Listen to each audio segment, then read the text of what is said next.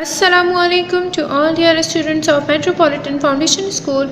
I hope you all are fine and safe, and we have come again with a new topic of science for class 8. Let me show you a book.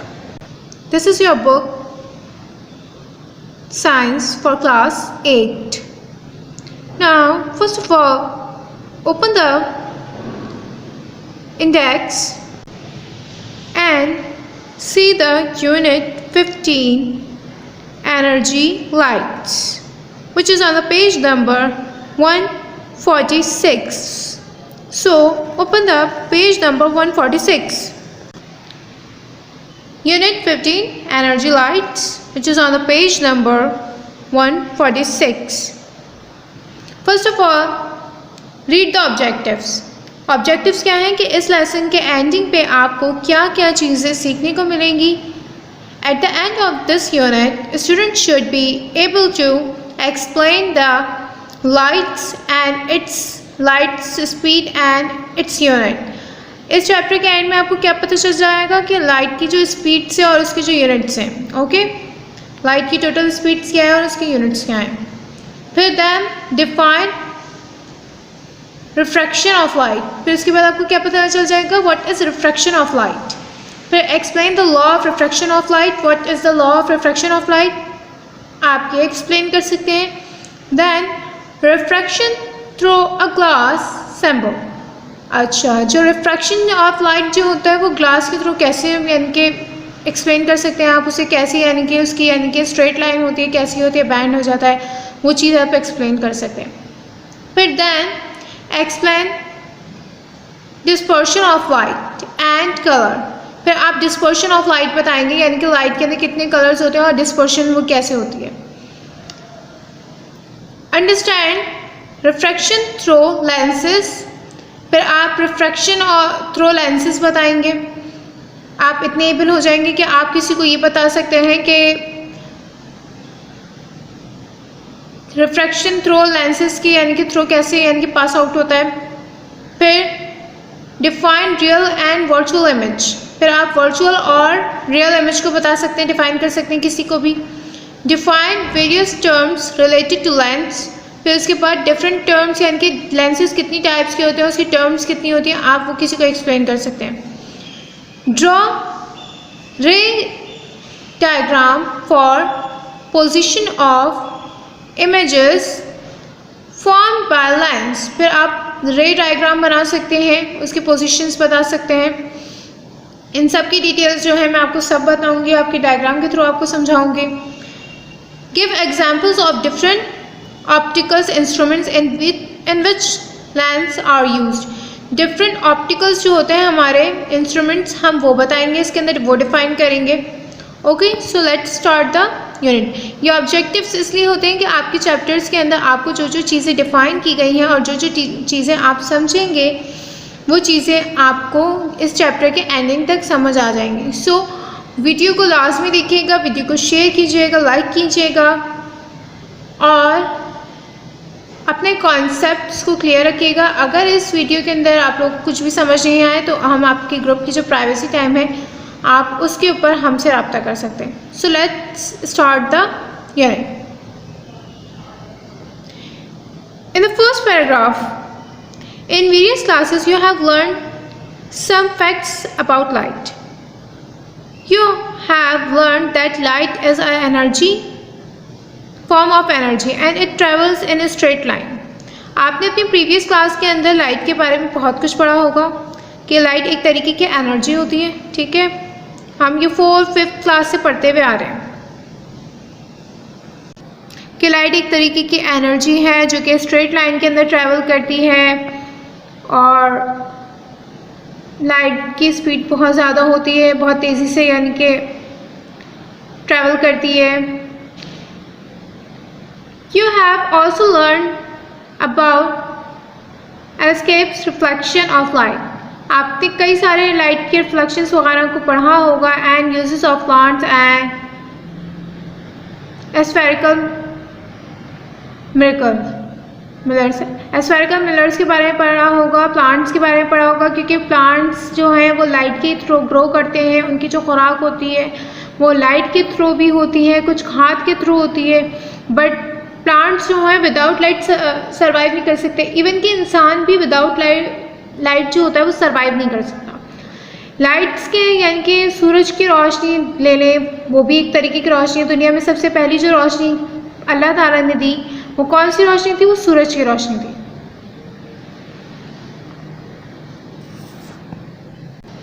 वो थी सूरज की रोशनी। अगर सूरज की रोशनी नहीं होती तो इंसान के पास खुराक नहीं होती, इंसान सर्वाइव नहीं कर सकता।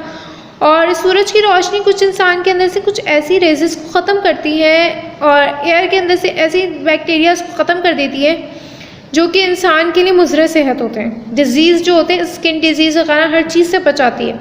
तो सूरज की रोशनी इंसान की ये बहुत ज़्यादा बेनिफिशियल होती है। तो लाइट से भी फॉर्म ऑफ एनर्जी नहीं है, ये इंसान की बुनियादी ज़रूरियात में से एक है। ठीक है, in this unit you will learn some more facts about light. और इस यूनिट के अंदर आप लाइट्स के मोर फैक्ट्स एंड फिगर्स को पढ़ेंगे। You will see what happens to ray of light, और आप रे ऑफ लाइट के यानी कि हैपनिंग्स को पढ़ेंगे। When it travels from one medium to another, जब ये एक मीडियम से दूसरे मीडियम में ट्रांसफ़र करते हैं। सबसे पहले जो हमारी फर्स्ट हेडिंग है वो है हमारे पास speed of light. The first question that occurs in your mind after reading this heading, speed of light, कि लाइट जो है वो कितनी स्पीड से ट्रैवल करती है। Do you know the fastest man on the earth speed? इस दुनिया में सबसे तेज़ तरीन आदमी, जो सबसे तेज़ तरीन भागता है, उसकी स्पीड कितनी है? 10 m/s। लाइट की स्पीड उससे भी ज़्यादा है। लाइट की स्पीड दुनिया की फास्टेस्ट ट्रेन जो है जिसकी स्पीड जो है वो 120 ms है, उससे भी ज़्यादा है। फिर दुनिया का जो फास्टेस्ट सुपरसोनिक जो जेट है, जो एयरशिप है, यानी कि जो एयर के अंदर ट्रैवल करता है, स्पेसशिप के अंदर ट्रैवल करता है, उसकी स्पीड कितनी है? 2000 m/s, ms मीटर, ठीक है, मीटर पर सेकंड। उसकी स्पीड कितनी है? पर लाइट की स्पीड उससे भी ज़्यादा है। तो आप सोच सकते हैं कि लाइट की स्पीड कितनी ज़्यादा है, कि एक वो पैरासोनिक जो स्पेसशिप के अंदर जो चीज़ें ट्रैवल करती हैं उनकी स्पीड कितनी ज़्यादा होती है। सो लाइट की स्पीड उससे भी ज़्यादा है। अब बात करते हैं definition. What is the definition of light? Light is believed to be the fastest entity in the universe. Light जो है इस दुनिया की सबसे ज़्यादा फास्टेस्ट एंटिटी है इस यूनिवर्स के अंदर। इस यूनिवर्स में इससे ज़्यादा फास्टेस्ट एंटिटी कोई नहीं है। न एयर, न वाटर, न साउंड वेव्स, कुछ भी नहीं। Light is the fastest entity in the universe. मतलब अगर आपसे कोई पूछता है कि इस दुनिया में सबसे फास्टेस्ट एंटिटी कौन सी है, तो आप उसे रिप्लाई कर सकते हैं light. Do you know what is the speed of light? 3 × 10 metre. अगर हम 3 को मल्टीप्लाई कर दें 10 से और उसका क्यूब जो हो वो 8 हो, मतलब 3 को अगर 8 टाइम 10 से मल्टीप्लाई किया जाए, जो आंसर आएगा वो हमारे पास पर सेकंड में आएगा। सो कितने करोड़ हो गए? 30 crore metre per second. 30 crore metre per second. I will show you. 30 crore metre per second. और अगर उसी को हम किलोमीटर पर सेकंड में ट्रांसफ़र करते हैं, so speed of light is 3 × 10 5 km/s is equals to, answer क्या आएगा? लाइट की स्पीड क्या हमें बताई जाएगी? 3 लाख किलोमीटर्स। अगर हम मीटर पर सेकंड को किलोमीटर्स में ट्रांसफ़र कर दें तो उसकी क्या है स्पीड है लाइट की? 3 lakh. Okay, so let's read your paragraph. आपको मेरे ख्याल से इतना अच्छा। अब बात करते हैं कि कुछ फ़नी फैक्ट्स जो हैं वो लाइट के अगेंस्ट जो है वो हम पढ़ते हैं। Do you know the distance between earth and sun, सूरज और दुनिया के दरमियान यानी कि दुनिया से सूरज कितनी किलोमीटर दूर है? वो है 149,600,000, which is 149,006,000 किलोमीटर्स। इतना ज़्यादा है। But do you know how long to light takes to reach from the earth to the sun? क्या आपको पता है कि लाइट जो है वो सन से अर्थ में ट्रैवलिंग के लिए कितना टाइम टेक करती है, कितने टाइम में रीच करती है? Let's find out. अब इस चीज़ को हम फाइंड आउट करते हैं। जैसे कि मैंने आपको बताया, time taken by the light to reach the earth, इसका फॉर्मूला क्या होगा? Distance between sun and earth. Sun and earth का जो हमारा डिस्टेंस था वो कितना था? 149,006,000 किलोमीटर्स। और हमारी लाइट की स्पीड हमने क्या निकाली थी? 3 लाख किलोमीटर्स। दोनों चीज़ें हमारे पास किलोमीटर्स में हैं। सो जो हमने इन्हें डिवाइड किया तो हमारे पास क्या आंसर आया? 498.67 सेकेंड्स। 498.67 सेकेंड्स। और जब हमने इसे मज़ीद आइडेंटिफाई किया, मिनट्स के अंदर कंसीडर किया, तो हमारे पास क्या आंसर आया? 8 मिनट 19 सेकेंड्स। सो सूरज से दुनिया के 8 मिनट 19 सेकेंड। सो सूरज से ज़मीन तक लाइट को ट्रैवल करने में, अर्थ तक ट्रैवल करने में कितने मिनट्स और कितने सेकंड्स लगते हैं? 8 मिनट 19 सेकंड्स। सो अगर आपसे कोई पूछता है कि कितना टाइम लगता है, कितना टाइम कंज्यूम होता है, सो आप लोग प्राउडली ये बता सकते हैं कि 8 मिनट 19 सेकंड्स लगते हैं। अगर आपसे ये भी कोई पूछे कि फार्मूला कैसे आपने निकाला, तो आप बता सकते हैं distance between the earth and sun आपके पास होना चाहिए divided by the light, speed of light से आप डिवाइड कर दें, सो आपके पास जो है वो आंसर रिक्वायर्ड हो जाएगा। Okay, so let's read this. Light seems to travel from one place to another very rapidly in a straight line. Light जो होती है वो एक बहुत ज़्यादा तेज़ी से एक स्ट्रेट लाइन के अंदर एक जगह से दूसरी जगह बहुत आसानी से ट्रैवल कर लेती है। अगर आप टॉर्चेस ऑन करते होंगे तो आपको स्ट्रेट लाइन नज़र आती होगी, और एक जगह से दूसरी प्लेस, मतलब टॉर्च आपके हाथ में है और आप फर्श पे यानी कि शो करेंगे तो आपको एक स्ट्रेट लाइन नज़र आएगी लाइट की। ठीक है, अगर उसके बीच में कोई बैंडिंग प्रोसीजर नहीं है तो लाइट बिल्कुल स्ट्रेट ज़मीन पर जाएगी। सो आपके हाथ से ज़मीन तक की यानी कि लाइट का जो है वो वन प्लेस टू अनदर कितनी रैपिडली, वो क्विकली यानी कि सर्विस क्विकली ट्रैवल करती है। The room seems to brighten up instantly when a lamp is lighted.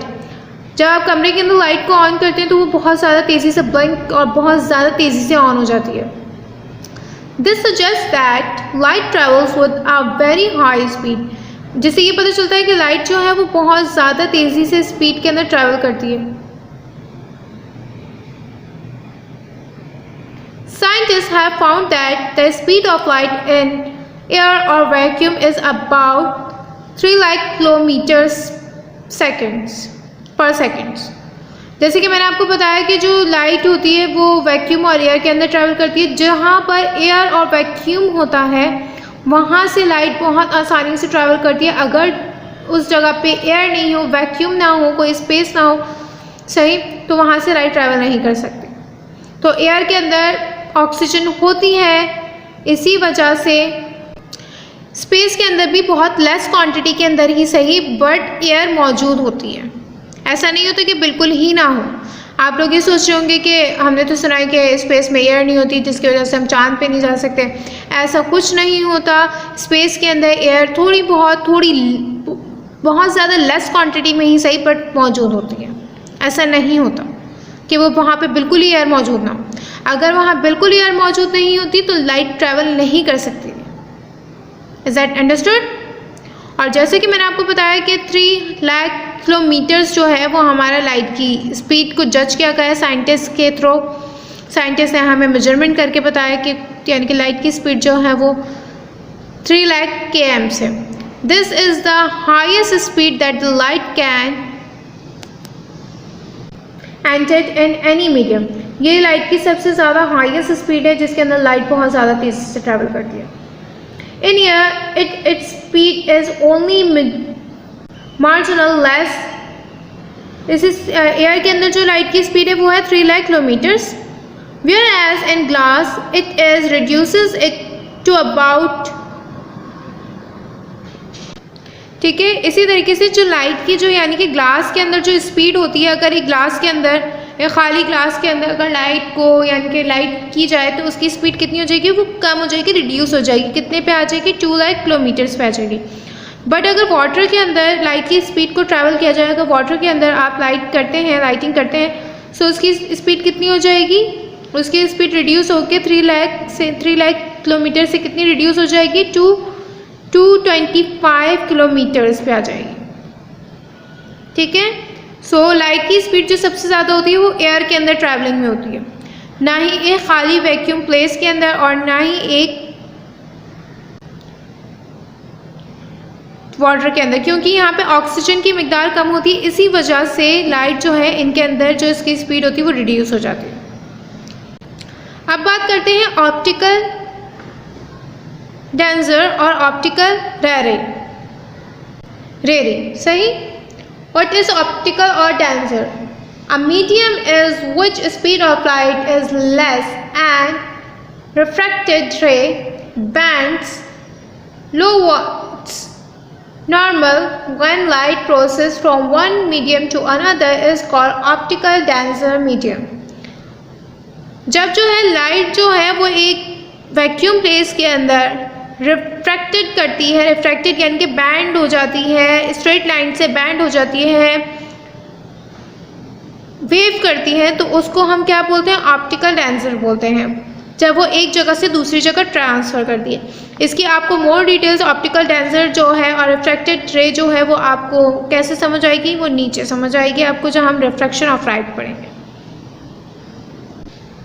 जैसे कि हमने पढ़ा कि लाइट जो है वो एक जगह से दूसरी जगह, one place to another place जो होता है वहाँ पे मीडियम के थ्रू ट्रांसफ़र होती है। लाइट के लिए भी साउंड के तरीके से मीडियम की ज़रूरत होती है। मीडियम मीन्स लाइट, और ठीक है, मीडियम मीन्स के आपकी यानी कि जहाँ पर आपको प्लेस करना है वहाँ पे एयर की मौजूदगी हो,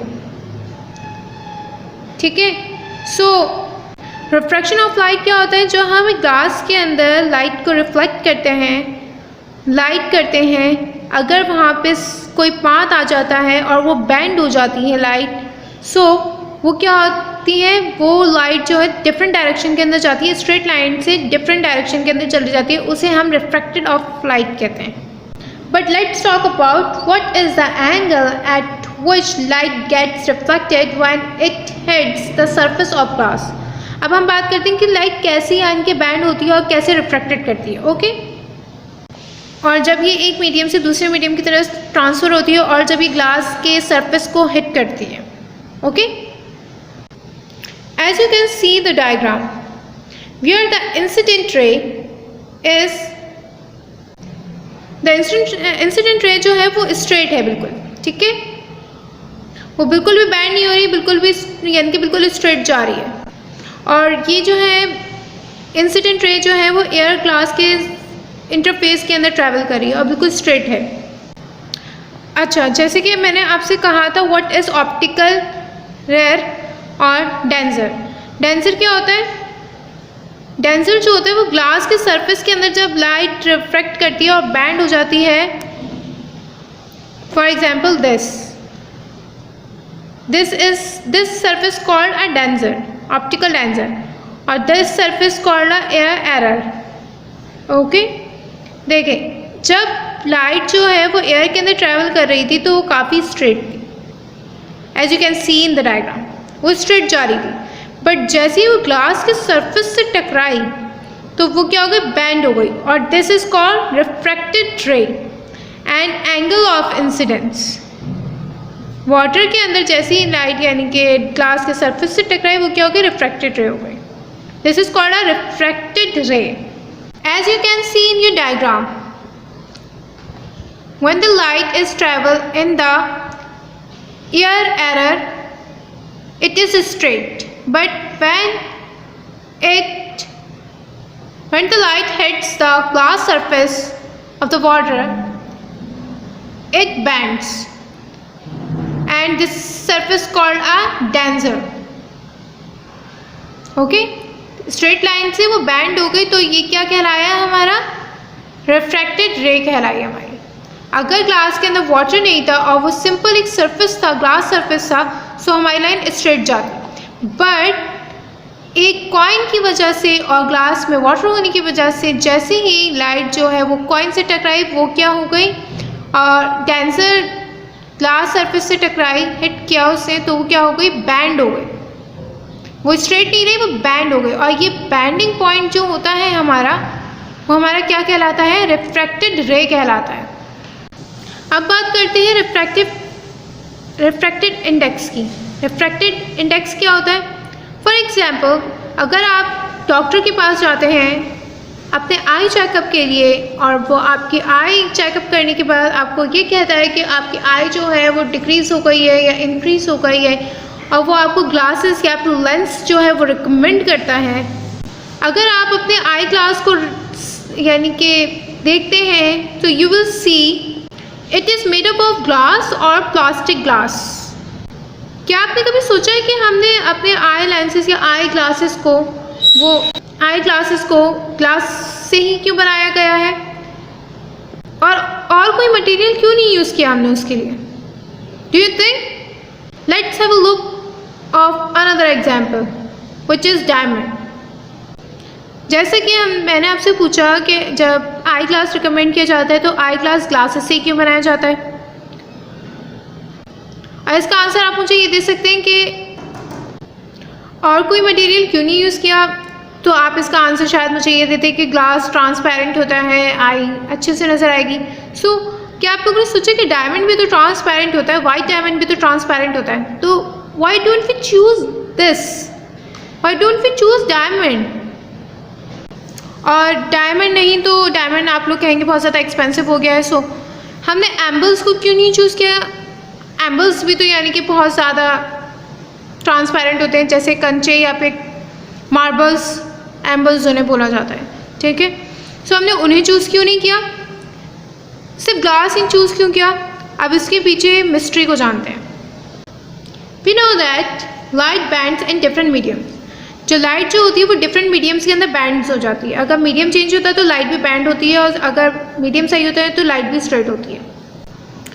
As you know that light travels from one place to another place, it bends. But do you know how much one light bends in different mediums? The amount of bendings one light travel from one medium to another medium can be measured by a physical quality named as refractive index. Yes, it is a refractive index. Exactly, refractive index जो होता है वो हमें क्या बताता है कि light जो है one medium to another medium से कितनी टाइम्स में ब्रेक यानी कि बैंड होती है। सो जो लाइट कितनी बार बैंड होती है वो चीज़ हमें कौन आइडेंटिफाई करके बताता है? कितने मीडियम में कितनी बार बैंड होती है, मेजरमेंट जो है वो हमें कौन बताता है? वो फिजिकल क्वांटिटी जो मेजरमेंट की होती है वो कौन बताता है हमें? रिफ्रैक्टिव रे बताता है, रिफ्रैक्टिव इंडेक्स बताता है। अब मैं आपको एक स्नेल्स लॉ, एक साइंटिस्ट था उसका जो एक लॉ है वो मैं आपको बताती हूँ।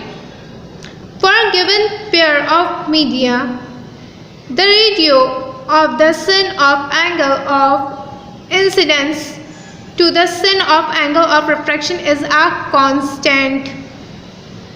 ये एक स्नेल था, एक साइंटिस्ट था जिसने ये लॉ प्रेजेंट किया था। अब इसको मैं आपको एक्सप्लेन करती हूँ।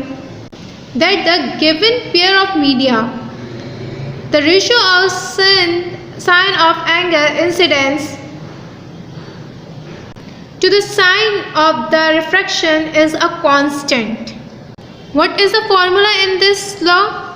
That sin r is divided sin I divided sin r is equals to constant, और this is called a Snell's law।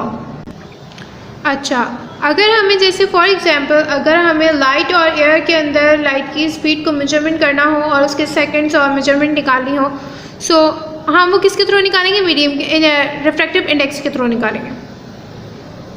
Okay, now let me show you one thing that the speed of light in air for example 2,99,700 kilometre पर second and the speed of light in glass is equals to 2 lakh kilometer per second. If we find out, अगर हम compare करना चाहते हैं the speed of light in air and the speed of light in glass, और इन दोनों को comparison करना चाहते हैं कि लाइट की इन दोनों के अंदर बोथ के अंदर यानी कि स्पीड क्या रही, मैक्सिमम स्पीड क्या रही, so we should divided the speed of light in air which is 2,99,700 kilometer per second divided the speed of light in glass 2 lakh kilometer per second, and the answer we will find is 1.5. और जब हमने दो चीज़ों को comparison करके light की speed को या किसी चीज़ की स्पीड को मालूम कर लेते हैं, सो वो क्या कहलाता है? ये रिजल्ट हमारा क्या कहला रहा है? रिफ्रैक्टिव इंडेक्स कहला रहा है।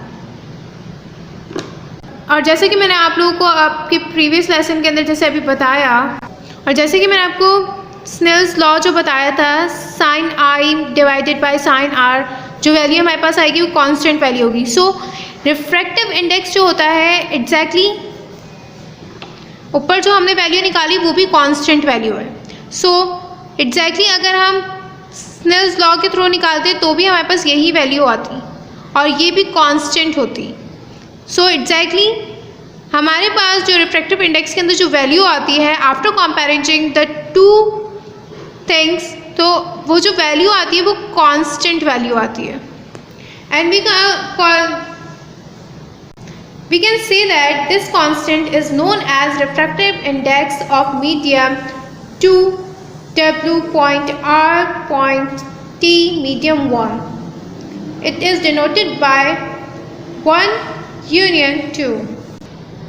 And how can we obtain this? जैसे कि हमने सपोज़ किया जब ऊपर हमने फार्मूला निकाला तो हमने इस मीडियम को किससे कंसीडर किया? ट्यूब से कंसीडर किया, और एयर ग्लास जो है उस मीडियम को हमने किससे कंसीडर किया? 1 से किया। सो इसका फार्मूला क्या होगा? 1 union 2। इससे आप लोगों को ये समझ आ गया होगा कि जो रिफ्रैक्टिव इंडेक्स होता है वो जो होता है दो चीज़ों के कंपैरिजन के बाद जब हम कोई चीज़ को मेजर करते हैं और वो भी कांस्टेंट वैल्यू के अंदर, तो वो क्या कहलाता है? रिफ्रैक्टिव इंडेक्स कहलाता है हमारा। अब नेक्स्ट क्लास के अंदर जो हम पढ़ेंगे वो पढ़ेंगे लॉ ऑफ रिफ्रैक्शन, और भी आपका चैप्टर के अंदर बहुत सारी डिटेल्स पढ़ी हैं, हम वो पढ़ेंगे। बट द थिंग इज़ कि मैं आप लोगों को एक चैलेंज देती हूँ, आप लोग उस चैलेंज को एक्सेप्ट करें, और उसके बाद, या वो चैलेंज नहीं है, वो सिर्फ एक होमवर्क टास्क है आप लोगों का जो आप लोगों को करना है। आप लोग एक ग्लास ऑफ वाटर लीजिएगा, ठीक है, और अपने मोबाइल के अंदर एक एरो होता है ना, रेड कलर का बड़ा सा एरो, वो मोबाइल के अंदर उसकी पिक ले लीजिएगा। मोबाइल की पिक को सामने रखिएगा, ठीक है, और फिर मोबाइल के आगे ग्लास रख दीजिएगा। सो यू सी कि एरो की डायरेक्शन, जब आप मोबाइल के अंदर जो एरो की डायरेक्शन देख रहे होंगे और जब आप ग्लास के रिफ्लेक्शन के अंदर एरो की डायरेक्शन देखेंगे, सो वो चेंज हो जाएगी। और ये चैलेंज नहीं है, ये एक तरीके का आपका होमवर्क टास्क है जो कि आप लोगों ने फिर जब आप ये वीडियो देखेंगे उसके बाद आप लोगों ने मुझे वो ग्रुप के ऊपर बताना है लास्ट में कि आप लोगों ने एक्चुअल में ये एक्सपेरिमेंट किया या नहीं, और उसके बाद मुझे रिजल्ट बताना है कि एक्चुअल में जो मैंने आपसे कहा कि एग्जैक्टली ऐसा हुआ या नहीं। इसी तरीके का ये एक लॉ ऑफ रिफ्रैक्शन का एक कॉन्सेप्ट है जो कि आप लोगों को उस एक्सपेरिमेंट करने के बाद, और रिफ्रैक्टिव रे जो होती है और रिफ्रैक्शन ऑफ लाइट जो होता है कि आफ्टर जब कोई चीज़ पानी के अंदर जाती है और पानी से पहले जो उसका रिफ्लेक्शन होता है और पानी के बाद जो हम उसका रिफ्लेक्शन देखते हैं वो चेंज हो जाता है। सो ये आप लोगों का एक होमवर्क टास्क है जो कि मैंने आप लोगों को दिया है। ये एक्सपेरिमेंट आप लोगों ने लाजमी करना है। ये कोई ऐसा एक्सपेरिमेंट नहीं है जिसे आप लोग कर नहीं सकते। पानी का ग्लास सबके घर में होता है, कांच के ग्लास के अंदर पानी लेना है, ठीक है, और मोबाइल के अंदर रेड कलर का एरो लेना है, ठीक है। मैं इसकी पिक्चर्स भी आपके ग्रुप पे शेयर कर दूँगी। आप लोगों ने ये एक्सपेरिमेंट लाजमी करना है और एक्सपेरिमेंट करने के बाद मुझे इसका जवाब लाजमी देना है, ठीक है। और अगर तब भी समझ नहीं आए तब आप लोग मुझसे ग्रुप के ऊपर पूछ सकते हैं। सो टिल देन, अल्लाह हाफ़िज़।